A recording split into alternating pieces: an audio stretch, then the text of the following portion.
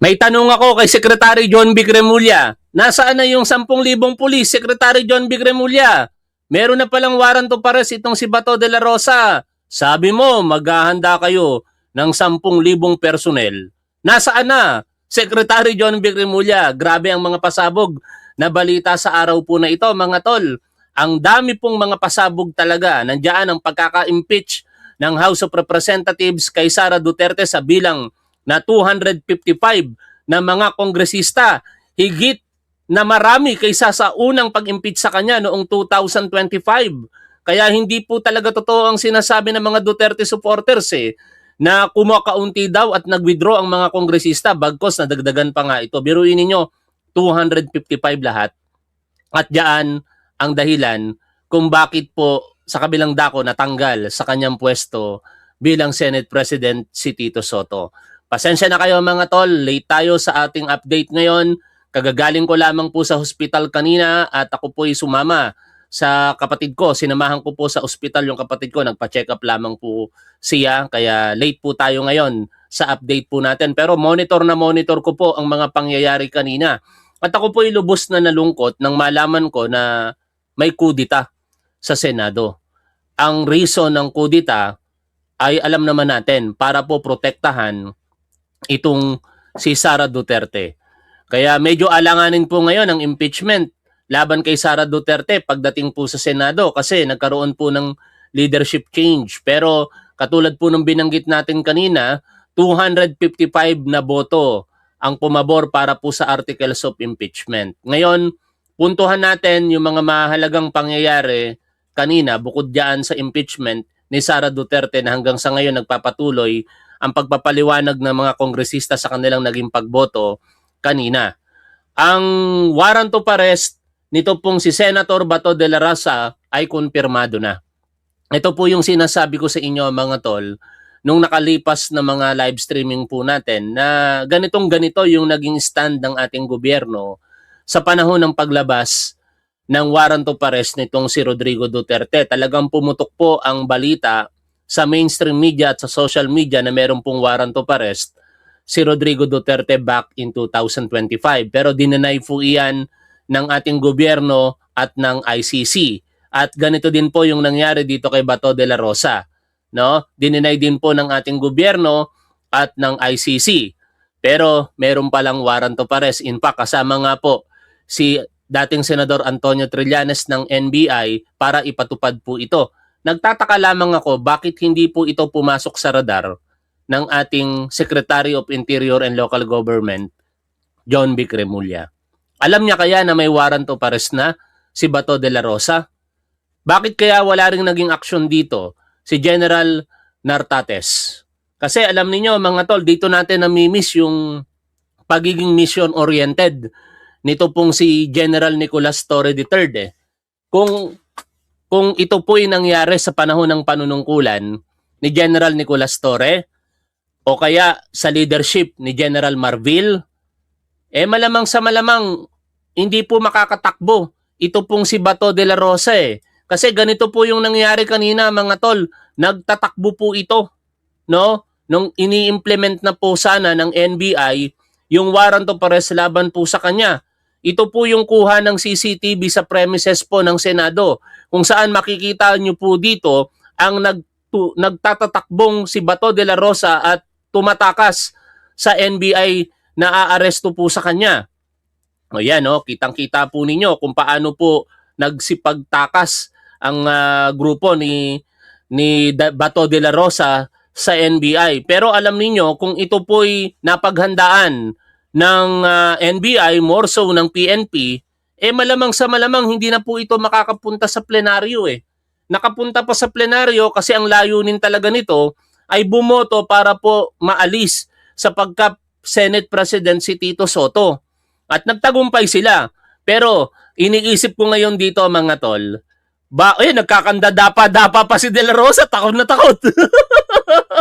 Nagkakanda dapa talaga kasi takbo ng takbo. No? Kaya siguro siya nasugatan kasi nadapa. No? Ngayon, may pagbabanta pa itong si Senator Bato de la Rosa sa NBI. Ang nangyari diyan, eto nga po sa isang shared post nitong NBI investigator na si Roland Sanchez mula sa Inquirer.net. Sabi ni Bato de la Rosa, bago sila paalisin, i-identify muna natin yung mga nagharang sa akin. Pailan natin ang kaso dahil para tayong kengkoy dito. Inassault na tayo sa ating opisina tapos walang mangyayari. We have to arrest them. May latest development po dyan at ang mga NBI personnel po ay tinake into custody. Di umano Ito po Senate President, ang bagong Senate President Alan Peter Cayetano announced that the members of the NBI who chase after Senator Ronald Bato de la Rosa are held in contempt, directing the Office of the Sergeant at Arms to put them into Senate custody and detain them in the Senate premises on Monday. Aba, mukhang hindi po ito katanggap-tanggap mga tol. Sana manindigan po ang ehekutibo po sa sitwasyon po na ito. Panindigan po ng ating National Bureau of Investigation na sila po ay nagpapatupad lamang ng naaayon po sa ating batas. At ito nga po yung komento dito nitong si Mr. Roland Sanchez. Sabi niya, putya naman sen. Oo, dati kang PNP chief and you should know better than anyone that law enforcers are duty-bound to implement a lawful arrest order once properly transmitted through official channels. Instead of threatening NBI agents with cases, you should know that resisting lawful authorities may itself constitute an offense. With all due respect, Senator Bato, you also know very well that parliamentary immunity is not absolute. The ICC-related charges involve offenses punishable far beyond the 6-year constitutional exemption. Even during Senate session, arrest would still legally proceed at saka wala ka pa sa sesyon nung tumakbo ka. What makes this ironic is that you were the same official who publicly bragged for years, make my day, arrest me, I'm not afraid. Yet when authorities came, the public saw someone allegedly evading officials, nadapa sa hagdan, then blaming the NBI agents for injuries on your palm. Wag naman po ganun, Sen. Okay lang naman aminin nadapa ka kitang-kita sa social media, mga to, sa CCTV. You cannot spend years glorifying aggressive law enforcement, encourage violent crackdowns, and then suddenly cry foul when the law finally knocks on your own door. Honor and accountability should apply to everyone, especially to former law enforcers like you. Pero in fairness, ang bilis mo tumakbo. Ito, nakakahiya, kitang-kita, takbo ng takbo si Senator Ronald de la Rosa, Pero hindi lahat mangyayari ito mga tol sa totoo lang kung ginanap lamang ni Secretary John B. Cremulya at ng Chief PNP po natin ang kanilang mandato ng maayos. We are asking now, Secretary John B. Cremulya, our Chief PNP, Police General Jose Nartates Jr., bakit po ang NBI pa ang aaresto instead na sana kayo na ang umaresto dahil mas marami kayo? Ilan lamang ang NBI. Bakit nagsasalita kayo, Secretary John B. Cremulya, na ready, prepared kayo for 10,000 personnel, yet eto na ngayon, nagpakita si Bato de la Rosa, meron palang warrant of arrest, pero wala yung sinasabi ninyo. Hanggang salita lang talaga kayo, Secretary John B. Cremulya. Sana sa 13, sana sa May 13, palitan na kayo ng ating Pangulong Bongbong Marcos. Wala kayong silbi sa inyong tungkulin. Puro kayo pabongga, puro kayo pa-press release, pa-press statement. Pero halos wala naman kayong nagagawa bilang Secretary of Interior and Local Government. Ayoko sanang sabihin ang mga bagay na ito. Pero hindi po naging katanggap-tanggap yung nakita po namin sa harapan ng publiko na sa araw na ito, meron palang warrant of arrest itong si Bato de la Rosa, pero wala kayong ginawa, instead nag-issue kayo ng subpoena for investigation. Ano yun? Anong uri ng leadership yan sa Department of Interior and Local Government? Ako, respetado ko sana itong si General Melencio Nartates Jr. Pero bakit naman po ganon, sir? O baka nadadala lang din po kayo dahil walang aksyon na ginagawa itong si Secretary John B. Cremulya. Kaya ngayon, hindi tuloy maiiwasang ikumpara kayo kay General Nicolas Torre. Ako, mga tol, tatanungin ko kayo, kung si General Nicolas Torre ang Chief PNP natin ngayon, hindi na makakapasok ng Senate premises itong si Bato de la Rosa. Sigurado arestado ito. Kasi ang tinitingnan dito, yung mission orientation, no, yung ultimate objective, that is to arrest kung sino man yun nandoon sa warrant of arrest, and that is Bato de la Rosa. Hindi natin pwedeng sisihin ngayon ang NBI dito. Kasi alam natin nakakaunti lang ang NBI. Ang dali nilang lansihin, napakalaki ng Senate building. Kakaunti lamang sila. Pero kung Philippine National Police ang nanguna po dito, under siyempre specific instructions nitong si John B. Cremulya, walang ligtas ito. Magyayabang pa the other day, sasabihin 10,000 police personnel, 10,000 personnel ide-deploy kung kinakailangang arestuhin itong si Bato de la Rosa. Nasaan na yung 10,000 police, Secretary John B. Cremulya? Imposibleng hindi nyo po alam ito. Hindi ako naniniwalang hindi alam ng PNP. Hindi ako naniniwalang hindi alam ito ng SILG na may warrant of arrest itong si Bato de la Rosa. But anyway, balikan po natin ang mga balita kaugnay po niyan, mga tol. Panoorin po natin ang 24 oras. Magandang gabi po, Luzon, Visayas at Mindanao. ICC arrest warrant para kay Senador Bato de la Rosa nga ang latest sa sunod-sunod na gulatan sa Senado. Bit-bit ni dating Senador Antonio Trillanes IV ang abonay kopya niyan pero hindi na isilbi. Nagpapa nga si de la Rosa ng habulin ng mga FBI agent sa isang punto pero hindi pa rin naaresto. Mula po sa Senado, nakatutok live si Ian Cruz. Ian. Mel, Emil, Vicky, bitbit nga ang warrant of arrest mula sa International Criminal Court o ICC. Kasamang dumating dito ni Senador Antonio ni dating Senador Antonio Trillanes IV. Grabe mga tol. Disappointed talaga ako ngayon sa leadership ni Secretary John B. Cremulya. Ang lakas-lakas ng loob niyang magyabang sa harapan ng publiko. Sabihin, 10,000 katao ang ipapadala para arestuhin si Bato de la Rosa. Pero nasaan na yung 10,000 personnel? At bakit NBI pa ang nag-serve ng arrest warrant laban kay Bato de la Rosa? Understandable. Yan ay parte ng trabaho ng NBI.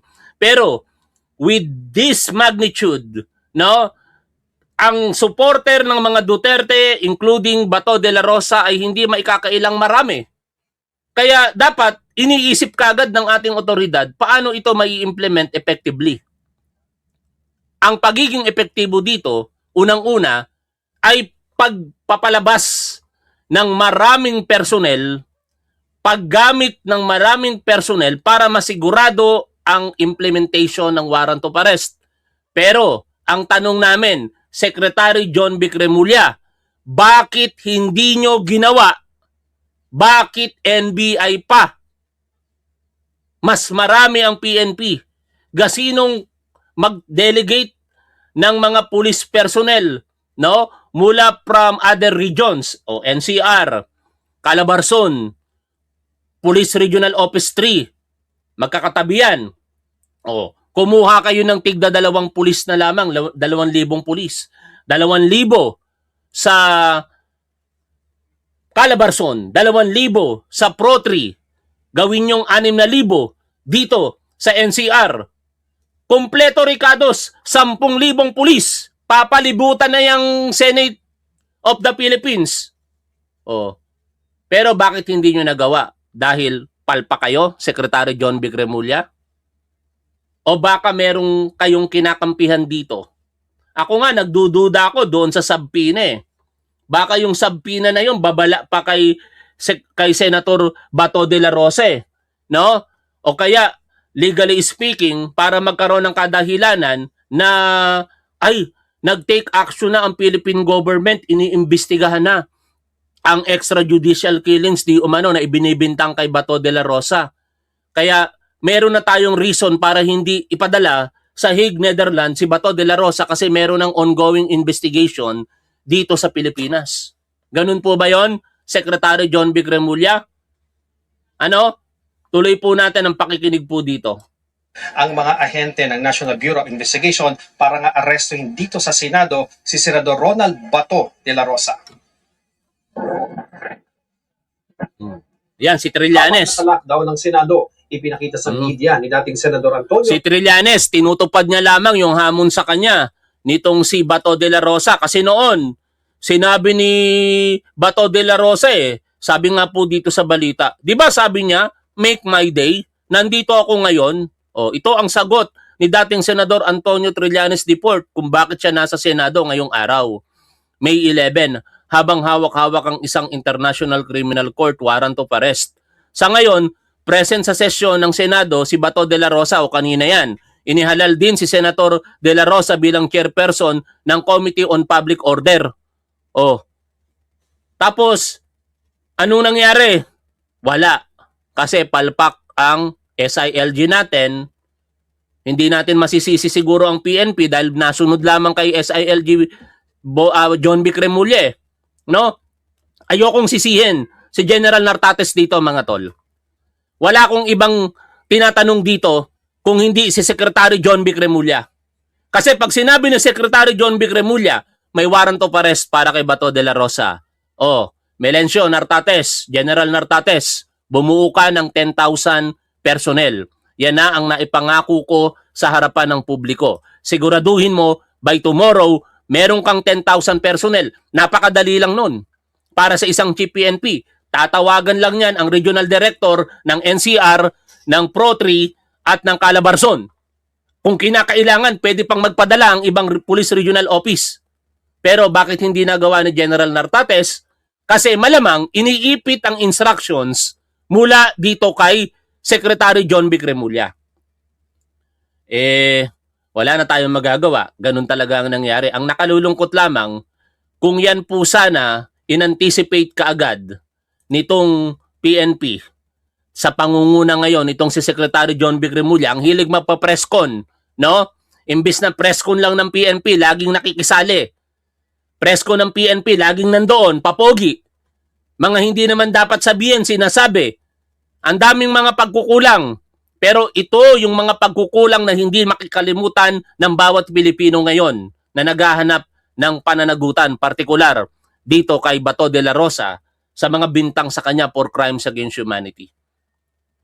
Kung ginawa lamang ni Secretary John B. Cremulya ang kanyang trabaho at yung pangako niyang 10,000 personnel ay tinupad niya, hindi makakapasok ng plenaryo itong si Bato de la Rosa at hindi maaagaw ang Senate presidency kay Tito Soto.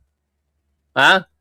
Kukulangin sila, 12 lang sila Hindi nila maaagaw yung Senate presidency kay Tito Soto. Ngayon, ano ang epekto nito? Mukhang lumalabnaw ang pag-asa po natin na mapanagot si Sara Duterte sa pamamagitan po ng paglilitis. Pero ito ang catch dito, mga tol. Mukhang karma ito kay Bato de la Rosa. Mukhang may nanloko po sa kanya. Ito'y opinion ko lamang. Ha? Opinion ko lamang ang sasabihin ko. Spekulasyon ko lamang po ito. Hindi po ito hinugot sa balita. Pero tingin ko, mukhang may nanloko kay Bato de la Rosa. Baka ang akala ni Bato de la Rosa, wala talagang warrant of arrest. Baka may nagpid na naman sa kanya katulad ng di umano'y nagpid kay Rodrigo Duterte noon na walang warrant of arrest.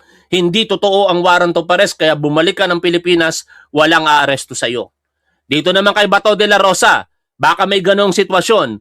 Hindi totoo ang warrant of arrest, dumating ka sa Senado, kailangan ka ng mga Duterte doon, partikular ni Sara, ipakita mo ang loyalty mo sa mga Duterte at bumoto ka para sa pagpapalit ng liderato ng Senado. At ganon ang ginawa nitong si Bato de la Rosa. Kaya tingin ko, mga tol, yung pag-iyak ni Bato de la Rosa kanina, nakita nyo, sino-sino po sa inyo yung nakakita kanina sa Senado na umiiyak itong si Bato de la Rosa? Tingin ko, hindi po yun iyak ng galit. Tingin ko, iyak po yun ng pagsisisi.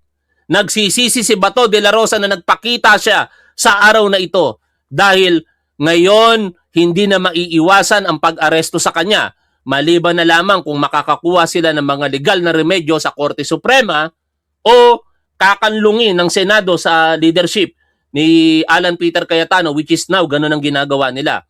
Pero tandaan natin, yan po ay sa lehislatibo lamang. Meron pong tungkulin ang ehekutibo na implement ang batas, lalong-lalo na ang pinangahawakan lamang ng leadership ng Senado ay ang nakalagay sa konstitusyon na immunity from arrest, which is very specific. Kung ano man ang specificity nito, ito po yun. Sinasabi sa konstitusyon na immune from arrest while in session ang mga mambabatas kapag ang kaparusahan ay hindi lalagpas ng 6 na taon. Pero alam naman natin na ang reklamo kay Bato de la Rosa ay may kaparusahan ng higit po ang pagkakakulong sa 6 na taon. Higit sa 6 na taon ang pagkakakulong. No? Yun po. Kaya tingin ko rito, mahihirapang pagka talagang pinuwersa ng ehekutibo ng NBI, walang magagawa yung Senado ng PNP in particular. Walang magagawa yung Senado. Pero magkakaroon siyempre ng constitutional crisis. At ayaw po nating mangyari yon. No? Kaya dapat lahat ng mga legal at peaceful way magawa rito without compromising yung implementation ng warrant of arrest, and also, syempre, in fairness naman kay Bato de la Rosa, yung mga legal remedies na available po sa kanya. Ituloy po natin ang pakikinig dito po sa balita. Trillanes IV ang bitbit niyang warrant of arrest laban kay Senador Ronald Bato de la Rosa mula sa ICC. Paraan niya ito sa kasong Crimes Against Humanity kung saan co-conspirator si de la Rosa at iba pang may kinalaman umano sa war on drugs ni dating Pangulong Duterte. Kit ni Trillanes, maaaring arestuhin si de la Rosa na mula Nobyembre ay hindi nakita ng publiko. Dati na siyang hinamon ni Bato na sumama sa pag-aresto sa kanya. Go ahead, make my day, Mr. Trillanes! Sige! Go ahead! Kahit sumama ka pa, mag-serve ng warrant. Sumama ka, ikaw mismo magpusa sa akin. Po, kaya ako nag-request. Personally niya ako ni-request na sasamahan ko yung proposal. Nasa Senado si de la Rosa para dagdagan ng bilang ng bagong Yun. mayorya na Yan ang nagduklo dahilan. kay Senador Alan Peter Cayetano bilang Senate President. O ngayon, syempre, kilala nyo naman akong sumusuporta kay Senator JB Ejercito. At sa totoo lang, nung makita ko ang abstain na pagboto niya, hindi ko matanggap ito nung una. No? Pero, personally, tinanong ko si Senator JB Ejercito. Hindi ko matanggap kanina. Sabi ko sa kanya, ito yung conversation namin. Matanong ko lang, Sen, bakit po kayo nag-abstain sa pagboto sa SP? Hindi ko kasi matanggap no? Na bakit hindi siya sumuporta kay Senate President Tito Soto kahit talo na. Dalawa sila ni Mig Zubiri. I do not know kung bakit nag-abstain si Mig Zubiri, pero ibibigay ko sa inyo ang dahilan ni Senator JB Ejercito, no? Babasahin ko sa inyo in toto, verbatim yung reply niya sa akin. Ito, nasa sa inyo kung kayo'y maniniwala sa kanya o hindi. Sabi niya, I won as an independent, functioning as an independent, and chose to remain independent. Majority leader ako dapat ng bagong liderato, pero nag-decline ako, di ko tinanggap. Kaya nag-abstain na lang ako sa pakonsuelo sa kanila. Uulitin ko Sabi ni Senator JB Ejercito, I won as an independent, functioning as an independent, and chose to remain independent. Majority leader ako dapat ng bagong liderato, pero nag-decline ako, di ko tinanggap. Kaya nag-abstain na lang ako, pakonsuelo sa kanila. Ako na dapat ang makapangyarihan dito sa Senado after Senate President. Pero hindi ko ito tinanggap dahil may prinsipyo pa rin tayo. Yan ang di alam ng marami. Kaya para di rin mabastos sila, nag-abstain ako. Kasi kumbaga, binibigyan ako ng magandang posisyon pero tinabla ko. Tinanggihan ko ang majority leader para lang hindi parang bastos sa kanila na di ko tinanggap, nag-abstain ako. Yan po ang paliwanag ni Senator JB Ejercito. Wala akong magagawa dyan. Yan ang paniniwala niya.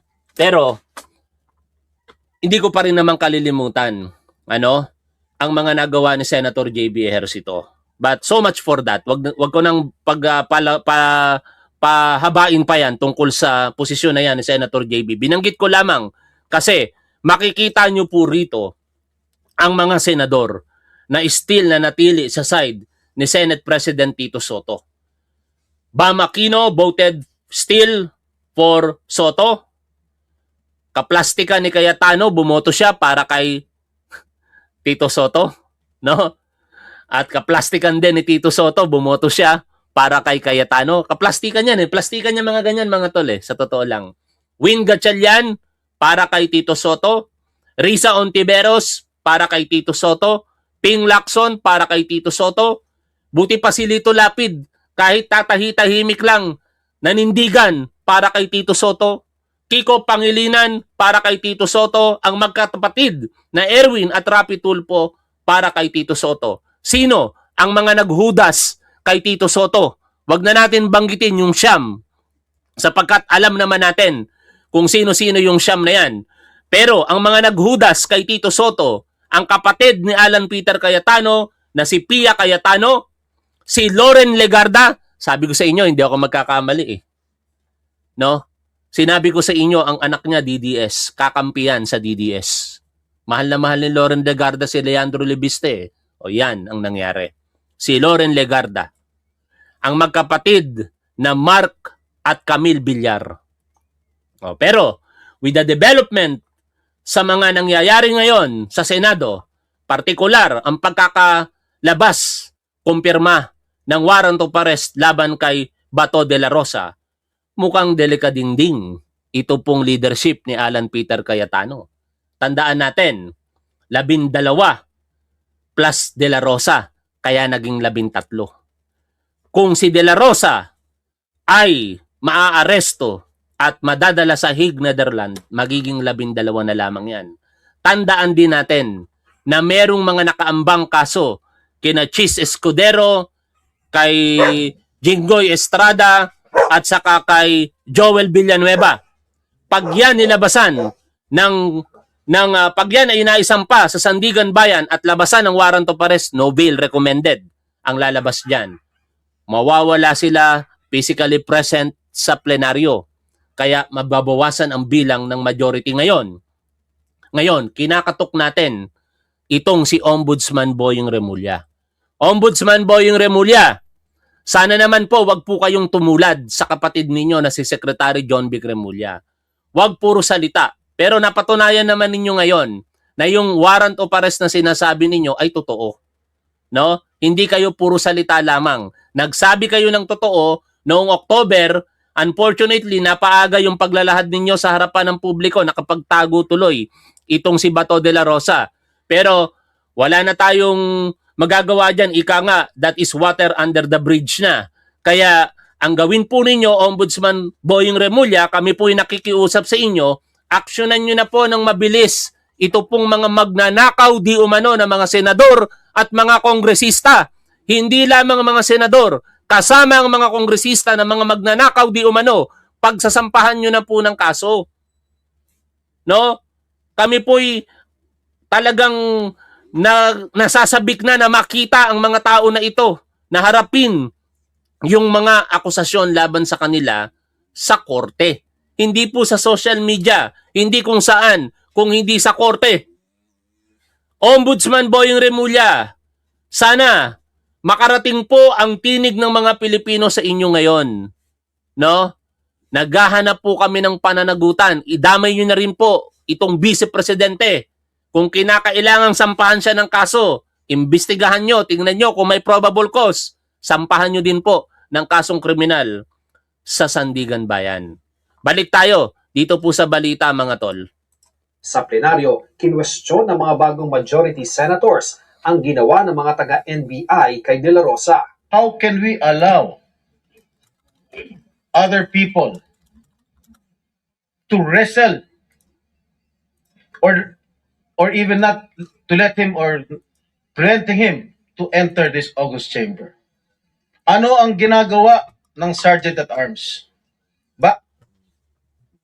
Anak ng teteng. Siyempre, tumutupad sa trabaho nila yung NBI.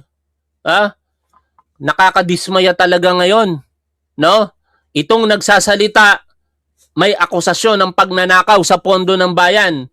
Nakakahiya talaga ang majority ngayon ng Senado, mga tol. What happened sa Pilipinas? Ano nang nangyari? Bakit po nagkakaganito tayo, particular sa Senado? Bakit nila pinapayagan ito na gawin ito sa isang senador? I requested the Sergeant at Arms when we were on break before you elected this representation to review the footage of the CCTV. Antonio Trillanes and some NBI operatives are still at the library, Mr. President. May I move that the Sergeant at Arms remove these people from the vicinity of the Senate. Paliwanag ni Cayetano, welcome si Trillanes dito bilang dating senador. Pero di ba to? Kasama umano ito sa harassment. It's part of the harassment. So Kasama niya. you gave me that Siya answer. ang nagkuha sa NBI na harangin ako dito. So Bakit natin hayaan siya nandito yes, siya? po yung nag-assault sa iyo hindi dapat pakawalan. Dapat dalhin sa for inquest, no? Yung pong walang kilalaman na nandito at wala silang official Eto, nagpapaliwanag si Secretary John B. Remulla. In fairness naman sa kanya. Eto, ewan ko kung maniniwala kayo dito. Sa latest na balita na nakita ko, nagpapaliwanag si Remulla ngayon. Ha? Naku ng teteng talaga. Sabi dito, ipinabatid ni Department of the Interior and Local Government, DILG Secretary John B. Remulla na wala pang hawak na opisyal na warrant ang kanilang tanggapan laban kay Senator Ronald Bato de la Rosa. Ay, anong tawag diyan, mga tol? Ito ba ay incompetence? Ha?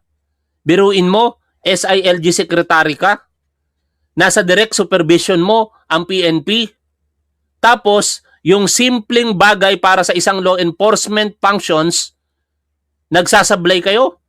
Bakit ang NBI may hawak? Bakit ang PNP wala? Bakit hindi alam ng DILG Secretary?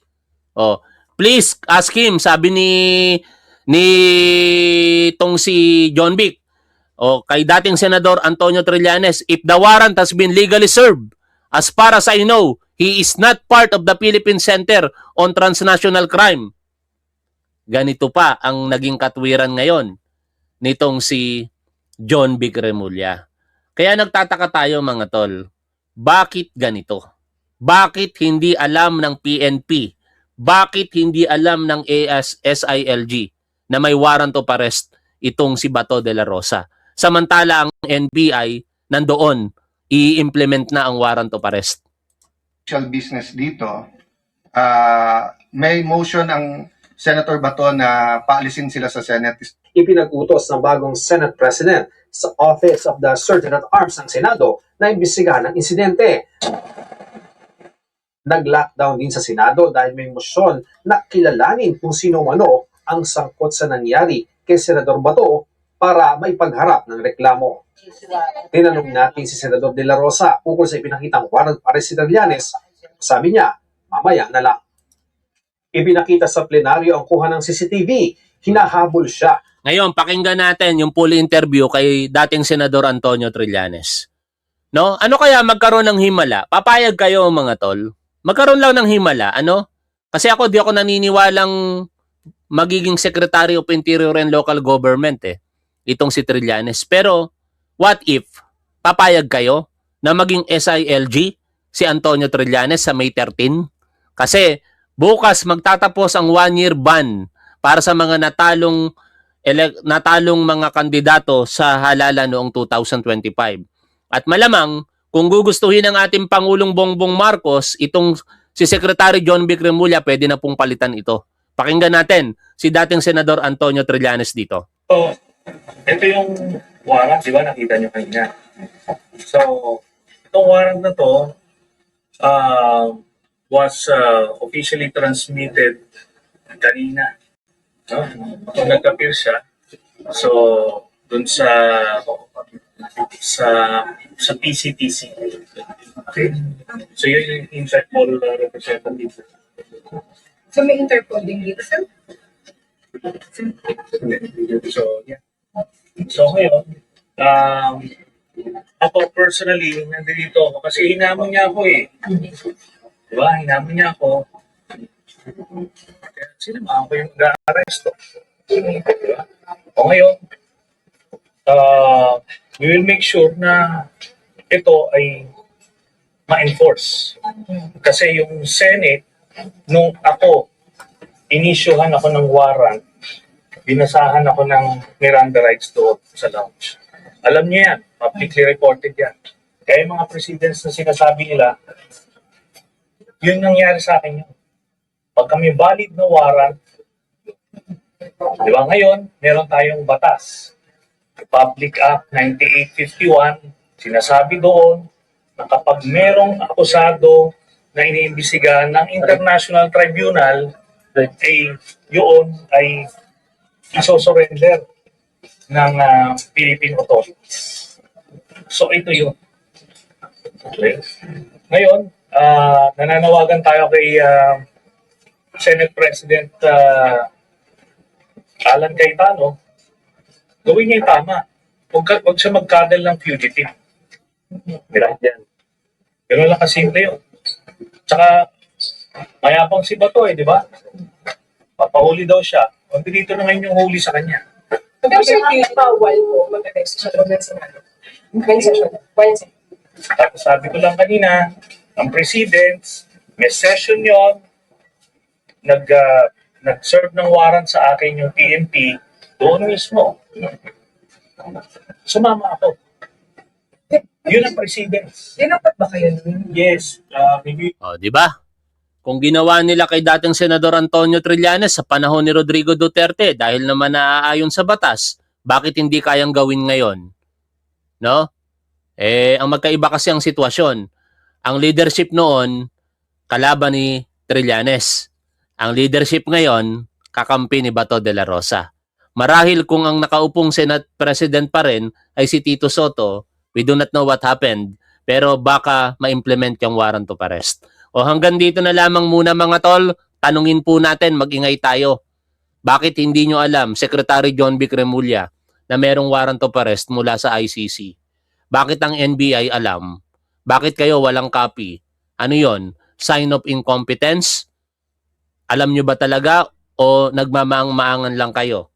Sana lumabas ang katotohanan sa hinaharap. Pero higit sa lahat, maraming naniniwala dito na dapat na kayong palitan bilang Secretary of Interior and Local Government. Maraming salamat sa inyong lahat mga tol. Shoutout po sa mahigit 8,000 na manonood po natin kanina. Ngayon 6,000 plus. Lagi po nating tandaan kung ano po ang tama at dapat, doon po tayo. Keep safe. See you always. Bye for now mga tol.